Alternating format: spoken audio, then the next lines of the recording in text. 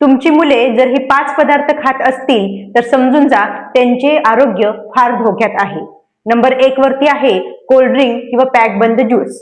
Cold drink आणि pack बंद juice मध्ये कोणतेही पोषण तत्व नसते, फक्त असते ती साखर, आणि साखर हे तुमच्या मुलांचं वजन वाढवणार आहे. शिवाय अशा कोल्ड्रिंक्स मध्ये प्रिझर्वेटिव्ह आणि केमिकल्स खूप प्रमाणामध्ये ऍड असतात, जे फक्त मुलांना अट्रॅक्टिव्ह बनवण्यासाठी वेगवेगळे रंग दाखवतात, पण ऍक्च्युली त्याच्यामध्ये कोणतंही पोषण मूल्य नसणार आहे. नंबर 2 वरती आहे चिप्स. चिप्स असतील, कुरकुरे असेल किंवा स्नॅक्स असेल, वेफर्स असतील, असे कुठलेही पॅकेज्ड फूड आहेत, याच्यामध्ये मिठाचं प्रमाण जास्त असतं आणि ते शरीरामध्ये पाणी साठवून ठेवण्याचं काम करतं. याचा परिणाम तुमच्या लहान मुलांच्या किडनीवरती अतिरिक्त ताण येऊ शकतो आणि शिवाय वजनही वाढू शकतं. नंबर 3 वरती आहे मैद्याचे पदार्थ.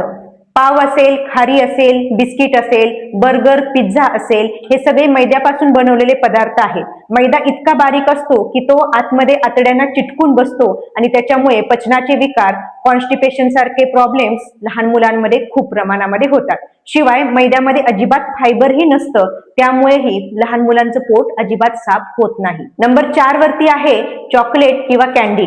चॉकलेट कॅन्डी सारखे पदार्थामध्ये जास्त साखर असते आणि याच्यामुळे तुमच्या मुलांना मधुमेह म्हणजेच टाईप 1 डायबेटीस होण्याचा संभाव्य धोका असतो. शिवाय जास्त साखरेमुळे त्यांचे दात किडणे किंवा दातामध्ये कॅव्हिटी निर्माण होणे अशासारखे सुद्धा संभाव्य धोके लहान मुलांना होऊ शकतात. नंबर 5 वरती आहे फ्रेंच फ्राईज.